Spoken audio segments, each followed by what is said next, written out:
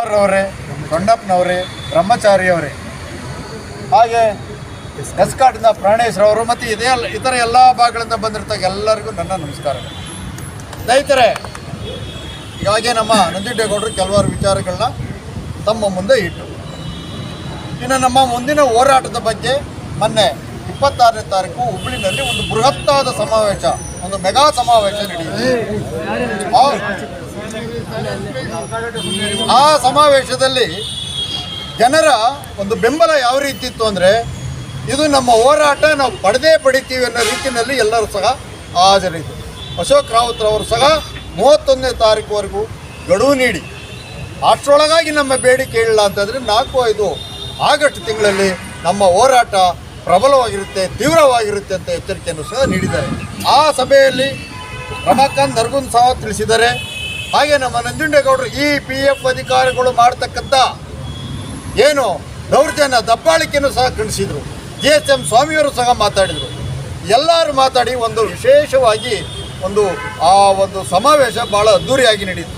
ಆ ಒಂದು ಸಮಾವೇಶಕ್ಕೆ ನಮ್ಮ ಬೆಂಗಳೂರಿಂದ BMTCಯಿಂದ ಹಲವಾರು ಜನ ಮಿತ್ರರು ಸಹ 100 ಜನ ಬಳಿಗೆ ಬಂದಿದ್ದರು. ನಾನು ಈ ಒಂದು ಸಂದರ್ಭದಲ್ಲಿ ಅವರಿಗೆಲ್ಲ ಧನ್ಯವಾದಗಳನ್ನು ತಿಳಿಸೋಕ್ಕೆ ಇಚ್ಛಪಡ್ತೀನಿ. ಈ ನಮ್ಮ ಒಂದು ಹೋರಾಟ 4-5 ಯಶಸ್ವಿ ಆಗಬೇಕು. ಜಂತರ್ ಮಂತರಲ್ಲಿ ಸರ್ಕಾರ ಏನು ಈ PF ಅಧಿಕಾರಿಗಳು ತಪ್ಪು ದಾರಿಗೆ ಇಳಿತಾ ಇದ್ದಾರೆ, ಅದನ್ನೆಲ್ಲ ಸರ್ಕಾರದ ಕಿವಿ ಮುಟ್ಟಿಸುವ ಒಂದು ಕೆಲಸ ಈ ನಮ್ಮ ಅಶೋಕ್ ರಾವತ್ರವರ ನೇತೃತ್ವದ ತಂಡ ಅಲ್ಲಿ ಅವತ್ತು ಹೋರಾಟ ಮಾಡ್ತಾ ಇದೆ. ಈಗಾಗಲೇ ಒಂದು ತಂಡ, ವೀರೇಂದ್ರ ಸಿಂಗ್ರವರ ನೇತೃತ್ವದ ತಂಡ ದೆಹಲಿಯಲ್ಲಿ ಬೇಡಿಬಿಟ್ಟು ಹಲವಾರು ಅಧಿಕಾರಿಗಳು ಮತ್ತು ರಾಜಕಾರಣಿಗಳು ಇರ್ಬೋದು, ಮಿನಿಸ್ಟ್ರಿಗಳಿರ್ಬೋದು, MML ಇರೋದು ಅವರೆಲ್ಲ ಭೇಟಿಯಾಗುವಂಥ ಕೆಲಸ ಈಗಾಗಲೇ ಅಲ್ಲಿ ಪ್ರಾರಂಭ ಆಗಿದೆ. ಒಟ್ಟಾರೆ ಈ ಸಾರಿಯ ಒಂದು ಫಲಿತಾಂಶ ಬರೋವರೆಗೂ ನಾವು ವಿರಮಿಸಲ್ಲ ಅನ್ನೋ ರೀತಿಯಲ್ಲಿ ನಮ್ಮ ಹೋರಾಟ ಹಮ್ಮಿಕೊಂಡಿದ್ದೀವಿ ಸ್ನೇಹಿತರೆ. ಇನ್ನು ಸ್ನೇಹಿತರೆ, ಈಗ ಕೆಲವರು ಸ್ನೇಹಿತರು ಹೇಳ್ತಾರೆ, ನಮಗೆ ಏರ್ ಪೆನ್ಷನ್ ಹೋಯ್ತು, ಶೋಭಾ ಮೇಡಮ್ ಹೇಳ್ಬಿಟ್ರು ಅಂತ.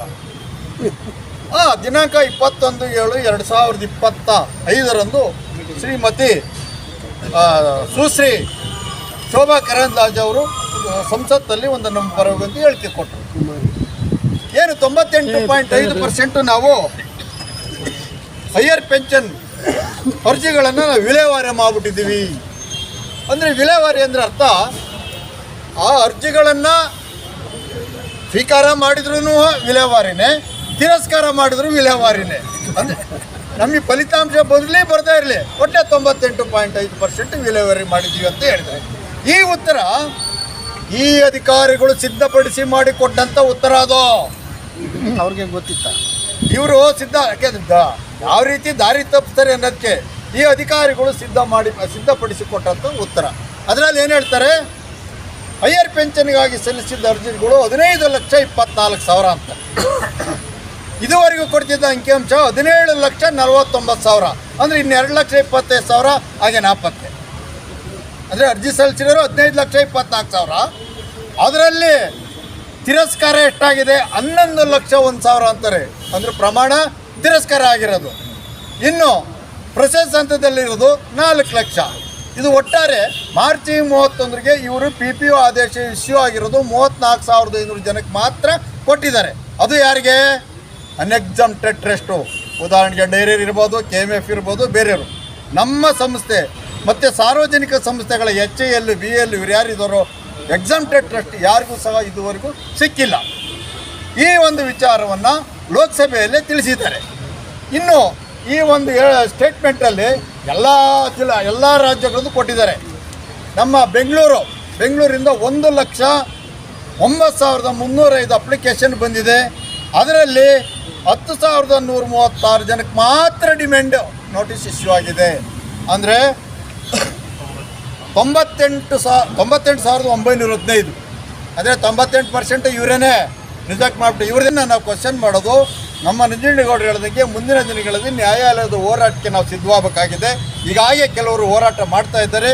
ಮತ್ತು ಮೊನ್ನೆ BML ಅವರು ಸಹ ಒಂದು ಹೈಯರ್ ಪೆನ್ಷನ್ಗೆ ನಾವು ಅರ್ಜಿ ಹಾಕೋಕ್ಕೆ ತಯಾರಿದ್ದೀವಿ ಅಂತ ಅವರು ಸಹ ಕೋರ್ಟ್ಗೆ ಹೋಗ್ತಾ ಇದ್ದಾರೆ. ಇರಲಿ, ನಾವು ಹೈಯರ್ ಪೆನ್ಷನ್ ಇವತ್ತೆಲ್ಲ ನಾವು ಪಡಿತೀವಿ ಅನ್ನೋ ತೀರ್ಮಾನ ನಾವು ಮಾಡ್ಕೊಳ್ಳೋಣ. ಮತ್ತು ಈ ಹಂತದಲ್ಲಿ ವೀರೇಂದ್ರ ಸಿಂಗ್ ಅವರು ರಮೇಶ್ ಕೃಷ್ಣ ಅವ್ರ ಜೊತೆ ಮಾತಾಡಿದ್ದಾರೆ. ಏನು ಟ್ರಸ್ಟ್ಗಳಲ್ಲಿ ಸಮಸ್ಯೆ ಇದೆ ಅದನ್ನು ನಾವು ಪರಿಹಾರ ಮಾಡೋಕ್ಕೆ ಪ್ರಯತ್ನ ಮಾಡ್ತಾ ಇದ್ದೀವಿ ಅಂತ ನೋಡೋಣ. ಇನ್ನೂ ಕಾಲಾವಕಾಶ ಇದೆ, ನಮಗಿನ್ನ ಸರ್ಕಾರ ಮಟ್ಟದಲ್ಲಿ ಇನ್ನೂ ಕಾಲಾವಕಾಶ ಬಂದಾಗಿಲ್ಲ. ಹಾಗೆ ಮುಂದುವರೆದಾಗಿ 24 ತಾರೀಕು ಮತ್ತೊಂದು ಹೇಳಿಕೆ ಬಂತು ಲೋಕಸಭೆಯಲ್ಲಿ. ಏನು ಹೇಳಿಕೆ? ಹೈಯರ್ ಪೆನ್ಷನ್ಗಾಗಿ ಹೋರಾಟ, ಹಲವಾರು ಸಂಘ ಸಂಸ್ಥೆಗಳು ಹೋರಾಟ ಮಾಡ್ತಾ ಇದ್ದಾರೆ. ಮಿನಿಮಮ್ ಪೆನ್ಷನ್ಗಾಗಿ ಹೋರಾಟ ಮಾಡ್ತಾ ಇದ್ದಾರೆ.